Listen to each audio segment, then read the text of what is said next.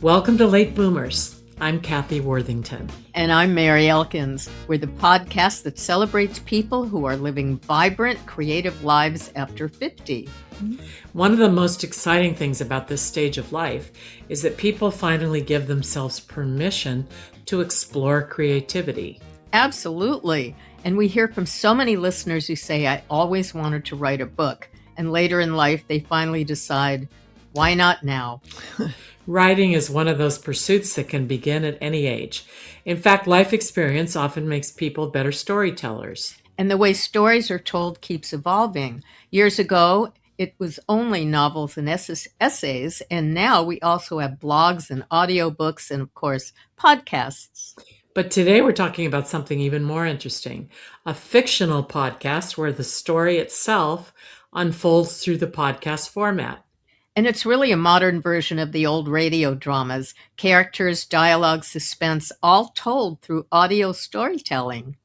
Our guest today has a long and fascinating career in publishing and storytelling.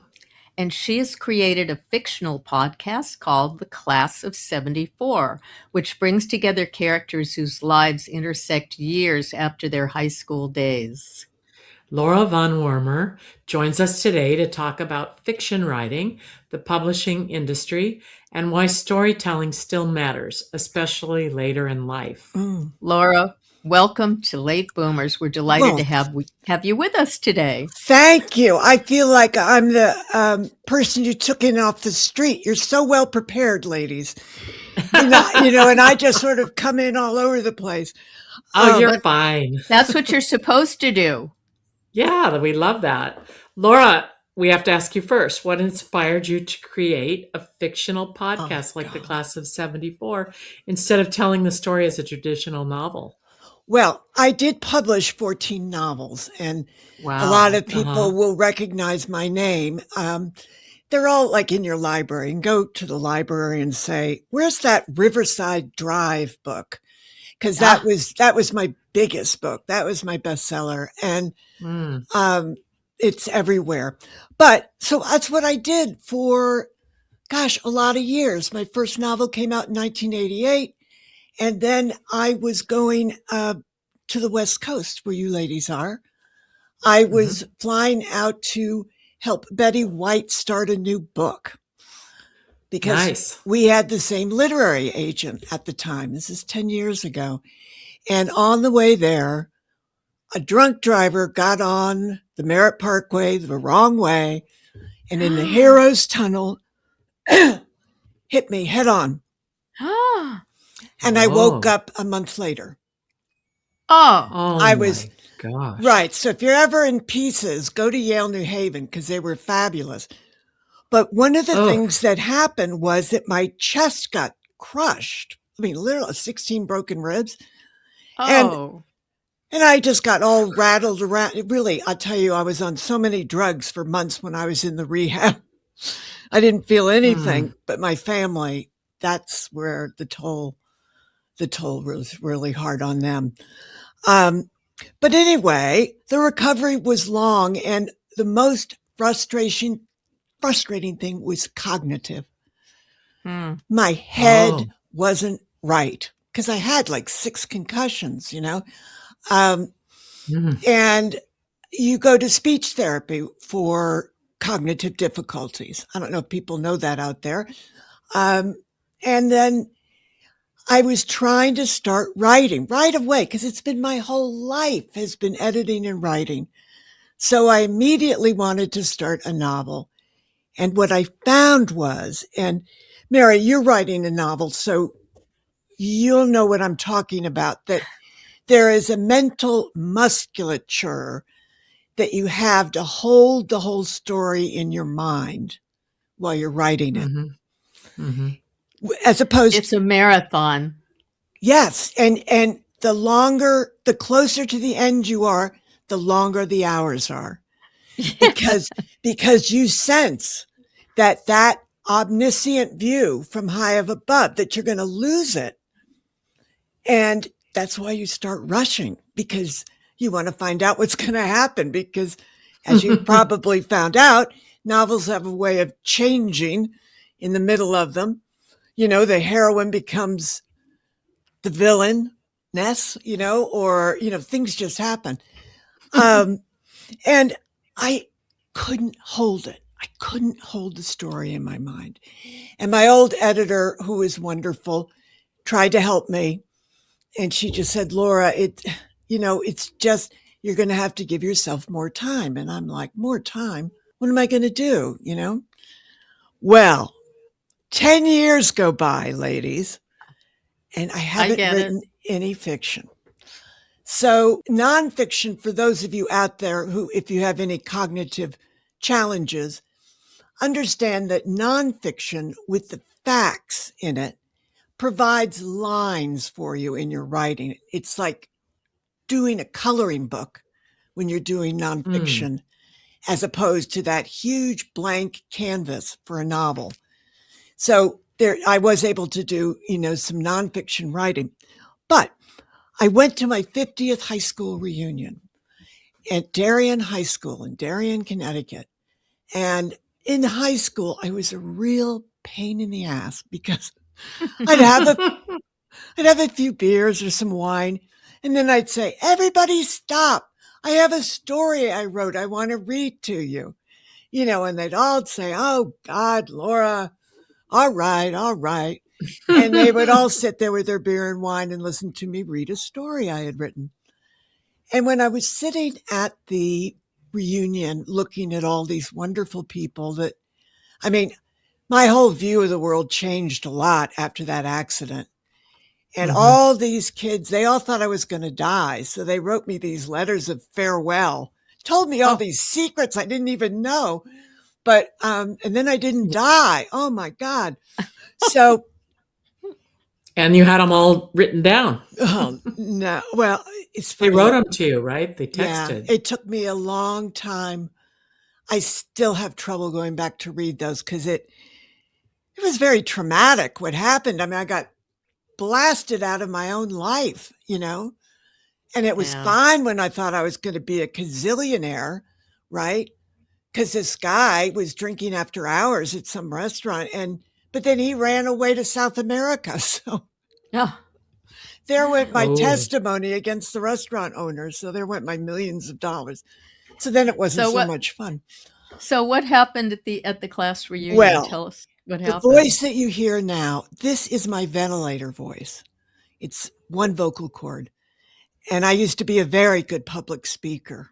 And that was part of my gig, doing readings at bookstores and lectures and teaching classes about writing. And at the reunion, nobody could hear me at this dinner, because my voice doesn't carry. Excuse me. So when I went home, I was telling my other half how depressed I was because all I wanted to do was get up and say, all right, everybody, be quiet. I'm going to read you a story I wrote, just to make them all And they would have gotten such a kick out of that. Exactly. Too. And my other half, who's been through all of this with me for 10 years, says, Laura, write them a story and read it to them as a podcast, and then they'll be able to hear you. I love that. And so I have a question for you about the podcast. Yes. And for listeners who don't know the format yet, how does a fictional podcast actually work? Well, and what makes it different from an audiobook or even a radio play? That's a very good question, because it's a hybrid of all of them. It is a creation of everything I've ever done in my life in book publishing and in writing, and at the Newhouse School at Syracuse when I thought I was going into television. And that is, it's a cross between writing a novel, an audiobook, and an old-time radio show. Those three put together, and Laura reading at a party. And because I'm still a ham, can't you tell? So what happened is I'm very familiar. I'm a big fan of Victorian literature. And what a lot of people don't realize is people like George Eliot or Charles Dickens, but Charles Dickens in particular, he was serialized in Cornhill magazine. They'd publish a couple of chapters, he'd get paid, and then he'd go out and live his life. And then people would come up to him in the street and say, "Oh, I didn't like what you're doing to so-and-so," some character. And he'd come home and he'd think, well, maybe I'll change that, So then in the next 3 chapters he published, he got feedback again after it came out in the magazine. And this was the way he wrote his novels. Whoa. With audience feedback right after he wrote it. Mm-hmm. Are you doing that too? That's exactly. I'm writing in real time every week. I write an episode. It's usually about, 25 to 30 pages, which is a lot, as you know. And then I record it. I read it. I do all the voices, which is... Oh, wow. Yeah. So, with one vocal cord. But I got to tell you, it is fun, and you get so into it. And then I get feedback from the audience about like, "Oh man, that guy, what that bully?" Because it's a soap opera about teenagers in high school. I invented a town called Brighton, and we have these characters everybody knows. And every week, there's a new love triangle going on, or a new scandal, or, somebody's cheating or taking steroids. And it's all happening before cell phones were invented. Mm-hmm. Well, so it's taking place kind of in the 70s. The 70s. It opens on the first day of my high school, which was September 8th, 1971. And our characters are all 15 years old, and they're in the big high school. Nixon's president, right? There's an Attica prison uprising. John Lennon just moved to New York. There's all these things. It's this guy, Rod Stewart, with this raspy voice, singing about some babe named Maggie May. It's like, what is this? And on TV, there's this new show called All in the Family. Mm-hmm. And so none of the kids can figure it out. They don't understand what's going on because it's like soap opera videotape or something, we don't. And so everybody's talking about all this stuff. So the culture of the times is very much a part of it. The fact that... I love that. Well, the very first episode, the girls have to walk to school with one of the guys in the neighborhood, and they've never walked to school before. They've always taken a bus, but the high school's nearby. And they're tortured because they're 15 and so self-conscious. And all the seniors and juniors are cruising by in their cars, right? And there they are walking with like the dorkiest guy in the whole school. They're stuck walking with him, and they're just tortured about it. Well, one of the girls gets hurt, which starts the plot rolling. And you meet like the high school football star, the hero, the absolute, it's got the girls just gaga. Teddy, he's a senior, right? And he's there, and you just meet everybody, and you start meeting kids. And in the first episode, I'd say before it, nobody tried to remember all the characters. This is like real life. This is like you just keep tuning in every week and you will get to know them. You'll have your favorites and you'll have ones that you don't like. And when people are commenting and asking you questions or are criticizing or whatever they're doing, how are they doing that? On the comments on YouTube or everywhere? Mostly Facebook, because it started out with my peers, and we're all just 69, Facebook. 70, right? And they're there at Facebook. And so I did a little private group so that they wouldn't be so paranoid because nobody wants to post anything. And these are your high school cronies. Yes, right. Yeah. Well, Yeah, and that's so cool. they were very helpful. But then, ladies, I'm looking that I'm like, I don't even know anybody in Ireland these days or Indonesia. In Germany? Who's listening to me in Munich and or Yeah, we're Indiana? always amazed because we have listeners in India and we can't figure out how we got them. Yeah, Right. we But had But someone in it's really Botswana. nice. But we they're like it. learning English. They're learning English Yeah. and they pay attention to your clothes and what you're doing. And in my podcast, what there is like, was there a life before social media? The young Mhm. people are starting to tune in, saying, well, that's why grandma's the way she is. Oh, She's like not a hippie, but my grade, Yeah. the class that graduated in 74, we were the first girls who were told we could be whatever we wanted to be because yeah. the women's movement had just started. Gloria Mhm. Steinem, they're marching in the streets for the ERA bill. Mhm. Black pride has started. Basically, all the disenfranchised groups now are coming into vogue. Everybody Mhm. except the gay people. So that's a whole storyline in this.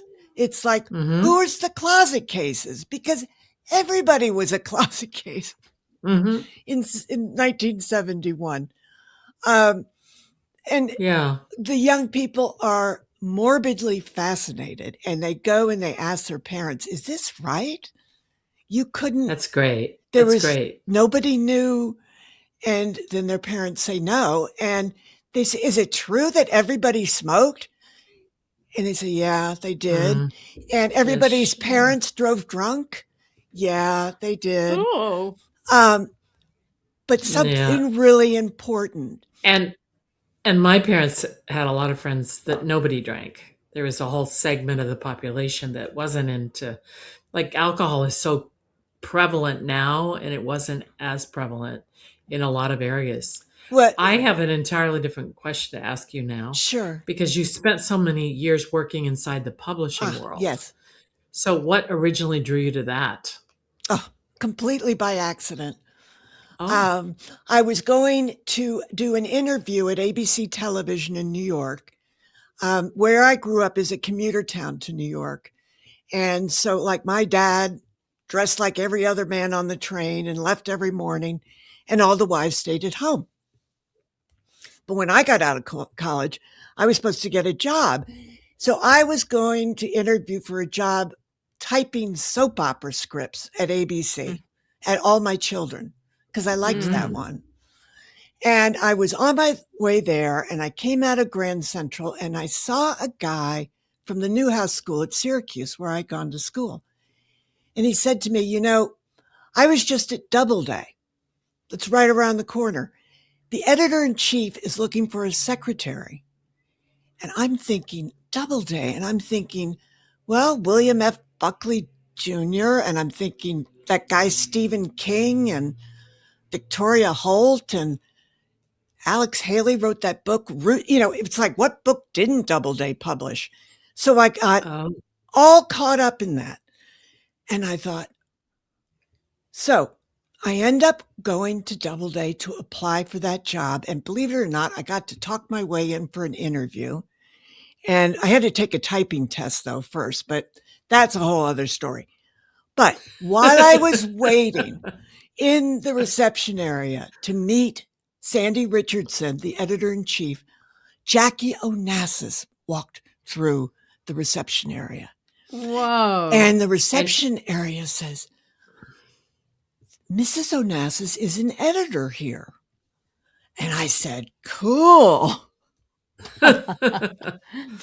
Yeah, no kidding. So I went to, and I also should back up. I always wanted to be a writer and I wanted to write novels, but I didn't think I had anything to say.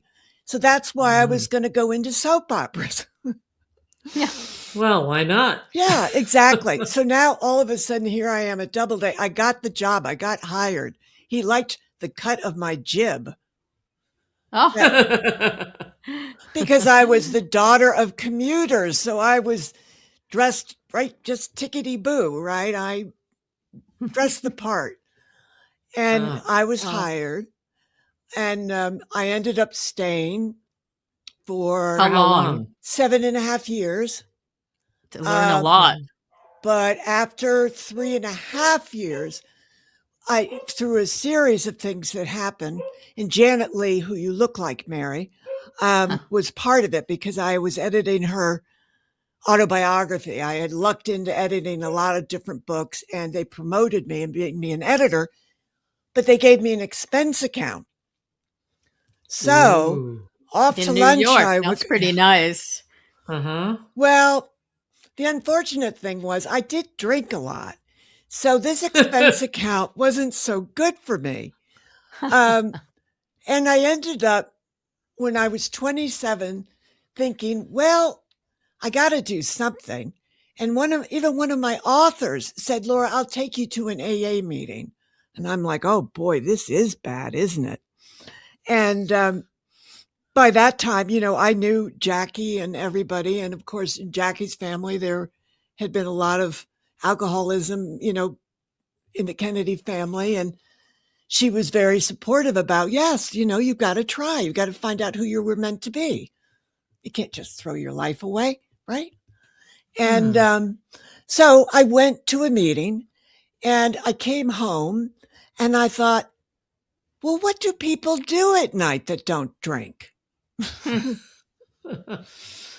guess they write novels. I started writing for the first time since college, and I got the bug. Okay. I go to work. I'm not drinking anymore. So now, I really show up to work and everything. I'm doing my job. And I was a good editor, I have to say. People always say, you always say you were so crazy, but it was a very personal thing that I needed to stop it.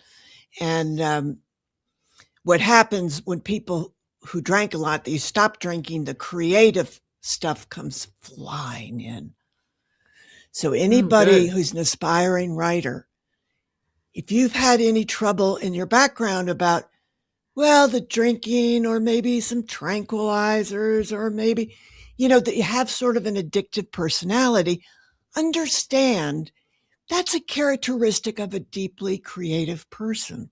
I was about to say you get addicted to writing. And yes. And I had another question for you that's a little bit of a little different, but you once said something that confuses and intrigues me, which is, and I'm going to quote you, if you dread interacting with people, then send you, the writer, to do it for you instead. What does that mean? And can you elaborate on that? Sure. When I suddenly found myself at the age of 30 becoming a novelist, and that you'll have to invite me back, ladies. Okay. For that part of the story. But I had to go on tour. And I wasn't drinking. It's like, how do you talk to people without a cocktail in your hand? I had no idea. Truthfully. And somebody gave me a hint. It was actually an actress who said, Laura, send Laura the novelist. And you just watch. And I went in to my first television interview. I think it was like Fox and Friends in the morning in New York. I was terrified. And then I thought, all right, I'm going to send the writer because I'd do anything for the writer because that's who I want to be. And me, I'm just a messed up creative person. But the writer, I got to send her. I got to dress her up and push her out there and let her talk for me. And it worked. I get it and I get that you got that from an actor because that's what actors, I'm an actor and I do get very, you're shy. You are shy, right? Even though I'm kind of an extrovert, but I'm also shy. So if I have to go to something, I do have to be Kathy the actor instead of, or I have to be Kathy the podcaster, because now I can talk about that and I can be somebody separate. It is like that. And you need found it. that persona once you started, because I did watch your first I had to just, listen to your first episode. Had to. Oh, because way I back. wanted to see what you guys have been doing. And clearly you found your voice. Absolutely. It's changed a lot. And yeah, it brings you alive, because both halves of you, the performing half and you, are the same person, just one shyer, right? But together you're invincible. I also say, if you believe in God, put God in a chair too, because that'll help you. Yeah. Just bring everybody. You're not by yourself. This life is meant to be lived to the fullest. You're right. And I agree. After my accident, when I found I could write a podcast, a story, I could write fiction again, I just haven't come down yet. I've been given my life back, So and amazing. Well, I wanted to ask you something else sure, about ask me editing whatever. too, because many aspiring writers imagine that editors quietly are editing manuscripts all day, but you've said that editors often do everything except edit during office hours. That's all So they what's don't really do. happening? Yeah, and besides going out and having drinks for lunch. Right, with somebody like Laura, boy, oh, watch out. You don't want that editor. You have to visualize an editor as an air traffic controller. Well, you're in TV, right, Mary? You guys have the TV industry out there. The executive producer, that's what the editor is. And that means all day in the office, they're on the phone and they're trying to get everybody to do their job so the books get produced correctly, right? You've got these copy editors, you've got art directors, you've got the sales force out in the field, you have the person selling to the chain stores like Barnes and Noble, which is different from a person who's selling to the independent shops. All these people. Now, you've got 8 books at the same time that you're doing this for. Okay? So that's all you do. The editors get in there at like 8 in the morning and they'll leave at 7 at night. And then they'll go to parties and lunches, they do, to acquire books, to hear about books and get new ones in. But they're exhausted. And any writer who's looking for an in, please know, if it's an agent or an editor, they're exhausted because their job is thankless. And at night is the only time they can read and also edit. Usually they go away to edit. Book editors are really big on going to Long Island on the weekends. And you can see them in places like Quiog or Southampton, and they'll have a manuscript in their lap with good old pen, right? If they're editing that way. Some edit on computers, but you'd be surprised how many people still like a manuscript in their hands. And so they can flag things and flip back and forth thinking, no, this part belongs up here.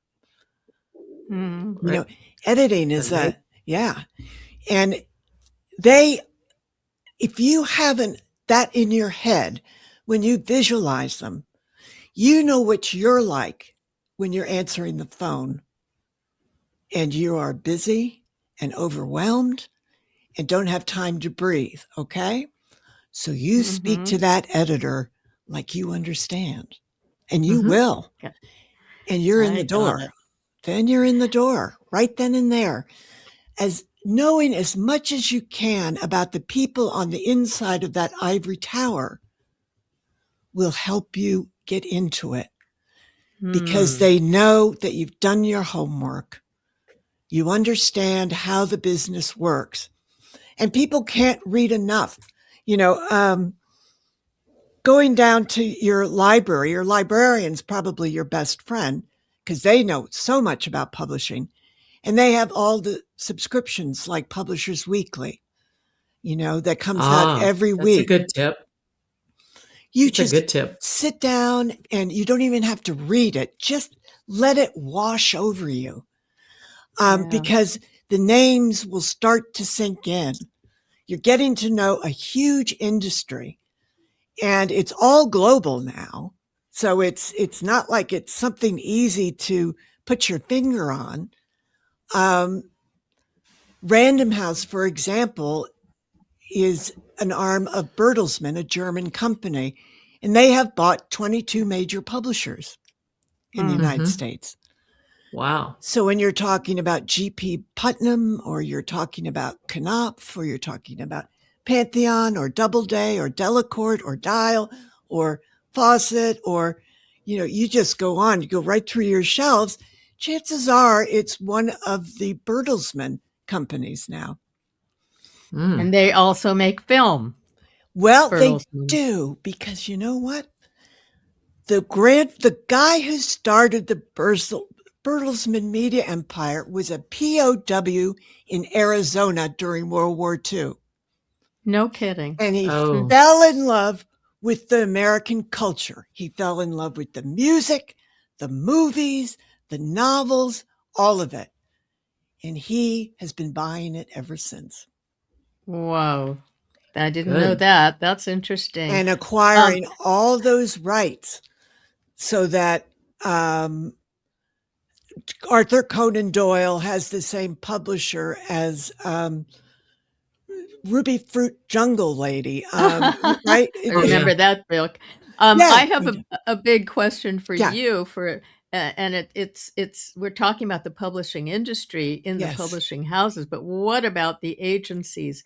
How does someone go about getting a literary agent, and what steps do they need to take? Because same thing. A lot of the doors of the publishing houses are closed unless you have an agent. And agents will be your best friend. And let me tell you why. When all these companies got acquired, they laid off a lot of people because they were interested in the backlist, all the backlist of Stephen King. They wanted all his old books, and Stuart Woods and Laura Van Warmer and whoever.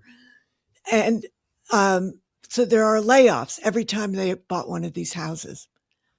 And the publishers, they became agents, real literary agents. These agents know how to edit. These are former publishers, many of them. If you look online and you look at their biographies, you're going to say, oh my God, this person was, the head of Penguin. This person was, discovered. Well, I don't want to, go on, but you'll figure that out is who you want then. The major editors and publishers of the 1980s, 90s, 2000s, 2010, they're literary agents now. Yeah. So what steps do people need to get an agent? Because that's not so easy. That's why a lot of people self-publish. Right. Well, but that's all right too. And we can talk about that a little bit because that's changed. There's no stigma to doing that. However, these editors who are there, they're still overworked, but now they have to make a living. They make a living by taking a percentage of what they sell for you. So the better you do as a writer, the more money they make. So they have every interest in finding new talent and help shaping them. And they know every editor in New York, right, to pitch to. And that's why you give them a percentage, because they know the right person for this book. Are there any buzzwords or any ways to think about when you want to get an agent? Anything in your queries or your conversations with people that you need to say to pique someone's interest? I do have a saying, and that is no tricking or trapping. Yeah. Truthfully, be who you are. If you're going to Yeah. get an agent, this person needs to know you and needs to know they'd get along with you, because Right. it's too much work. You don't want an agent who doesn't understand what you've written. And, and I just throw this out too, that look at your shelves at home. What books are like the one that you're writing? Right? Look at the acknowledgments. See who their agent was. See who, if they mention their editor. Right. Suddenly, you go from, I don't know what to do, to, golly, it's all the same house as publishing the books like mine. I keep finding it here, and that will just give you such an education right there. An afternoon in the library. And so then you've got some real names to start doing research on. Yeah. Well, what are some of the biggest mistakes that new writers make when they start approaching agents or publishers? Pretending there's somebody they're not. Pretending you can do something that you can't. Pretending like you know everything, because everybody hates a know-it-all. Editors are like podcasters. They like to feel part of the process. There's nothing better they like than helping bring a book to life. When a manuscript goes into production, it usually takes around 9 months before it's published at a publishing house. Not self-publishing, but at a publishing house. It takes like 9 months. So just like a pregnancy. Yep. And it's a wonderful process. And now for the self-publishers, we'll say a word about this. I was telling you that I believe everybody needs an editor. I do. I think people need to read over your shoulder. For me, now it's my whole audience is reading over my shoulder. Oh, we hate this part. But I'm encouraging fiction writers to try writing fiction podcasts. Expressly, it's a great idea. Reason. Yeah, there's plenty of room, and the only people who are doing any remote fiction as podcasts is horror and crime, sci-fi. But that's true crime. True crime, they do. Yeah, true crime is very popular, right? Of course. But nobody's doing true crime fiction. I mean, they're not writing in cold blood as a novel, right? They're not doing fiction that way. And I understand why that is, and we won't go into it, except we've been programmed, to think of genres and something goes well, so everybody's going to write the same thing, right? But that's the next frontier. Well, yes and no, but there's only you and your vision and your talent. And nobody writes the same thing unless it's AI. No. And when I tell people, when I was at Doubleday and I heard that Stephen King was signed up from a query letter he wrote Doubleday in the slush pile, and they had to loan him bus money from Maine to come down and talk to them about being published. Wow. That's what publishing used to be. And there isn't an editor alive who isn't looking for that same thing to happen again. Yeah. Stumbling on a different kind of talent. Now, mind you, you're going to want to market your book in a way that retailers understand, where to put it in a bookstore so that your readers can find you. But you yourself, you're the one, that's you, that's your soul. That's one book, and you go on to the next. And your voice will emerge, and that's what's saleable. Yeah.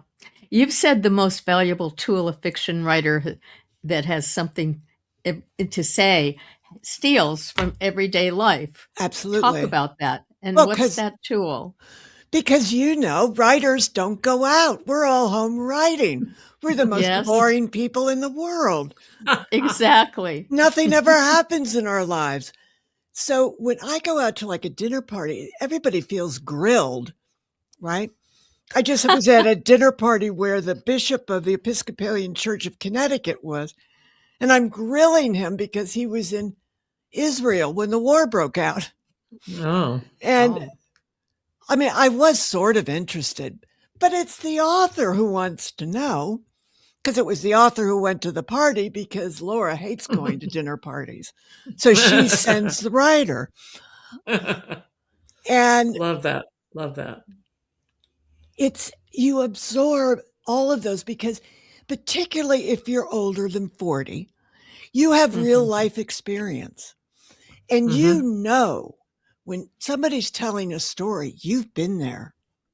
You've felt what they did. It was just a different thing. But they're giving you new material, stuff that you can research a little bit. And now you can write an authentic scene of what it's like to be shot at. By an Israeli jet on the runway, whatever it is. It doesn't happen to me because I never leave my study. But the writer in you people who do. But the writer does. And you send that writer out. You cannot go to enough lectures.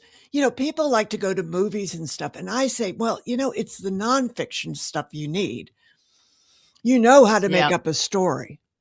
Yeah. If you were any good at skipping school in high school, you're a good liar and probably the beginning of a good fiction writer.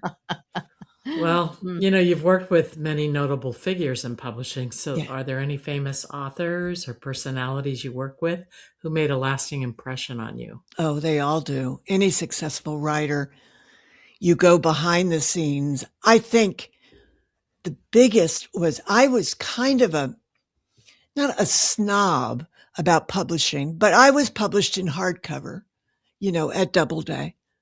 And so I was up here, right?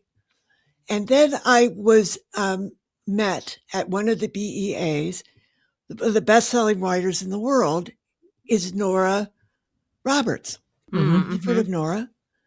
Well, when I found out that all these people like Nora Roberts and Sandra Brown and Heather Graham, all these huge best-selling writers, Tammy Hogue, they all started at Harlequin writing paperback originals. Because they were storytellers, but they needed to learn how to write. And they had an editor at Harlequin. A lot of them had the same editors who helped shape them.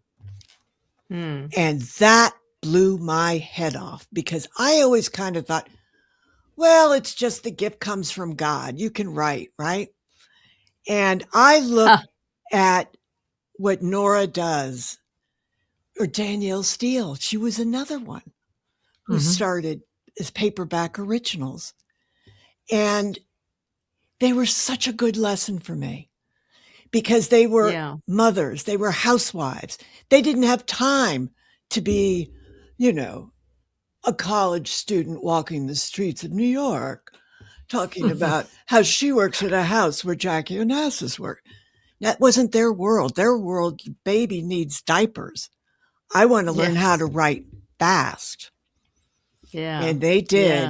And the same thing is true for that witch out on Park Avenue, me. And, Heather Graham with 5 kids. And that is, we can tell a story. We love stories. Yeah. Well, you've suggested that writing fiction can be kind of self-hypnosis, and I do agree. Absolutely. But what do you mean by that? Well, you know what I mean by that, Mary. It means that if you're writing well, you're going to another world. And it's more real to you than anything that's going on right now at home. Right. And when you're developing characters for something like Class of 74, where do they come from? Are they real people? They just pop out of there. Oh, they do? Well, I pull from real life what's right with people. You know how I'm talking about Danielle Steele or somebody? I want to know, what is it that made her different? Her personality that made her stick with it. Yep. What was right about her? Or your best friend who went through something really embarrassing, but she pulled it off with grace and style, right? Learning what those are. That is the hard stuff to find to create characters. Yeah. Okay? And a lot of people want to create characters that are perfect, but those are the boring characters. And that's the thing. How about villains or what's wrong? All you have to do is turn on the TV. What's wrong with people is everywhere. So you need a villain, like a bully. Gosh, where could I find a bully to copy? Oh, no, I wouldn't Right. know. But that is a universal figure. And so when I have a character I've created and she's very attractive, okay, or he's very cute. I've got this really cute guy. And I'm thinking, well, what would be interesting? Because he's got everything, this kid. He's a star athlete. He's this, he's that. And he gets a couple of bullies. Yeah. Take him out. Yeah. Tie him up. Yeah. Leave him in the snack bar of the football stadium for a couple of days. Oh, right? Exactly. That's where they came from. Yes. Many of our listeners over 50 are thinking about creative projects, and you've certainly been inspiring to them. So you've kind of answered this question, but talk about how life experience actually makes someone a better storyteller. Oh, absolutely. Because if in doubt, fall back on your experiences. You can rerun the movies in your head, but I really urge you to let yourself go into that imaginary world you've created. Because then, for example, you have a hero who really wants something. Are you going to give it to him or aren't you? Right? That's a decision you may not make till the end of the book. Right. And the ending may change the whole book. Oh, man. Well, talk about the art of revision is very important for people to understand that you start these projects, but just like these interviews that you do on your podcast, is the art the interview or is it the editing out all the mistakes? No, we rarely edit anything out. Yeah, we let it all hang out. Well, that's because you guys are charming. So you see, it's because we're so charming. Thank you. Good manners will get you everywhere. Yeah, well, podcast listening, speaking of that, has exploded in popularity. Yeah. How do you think listening to podcasts can enrich the lives of older adults?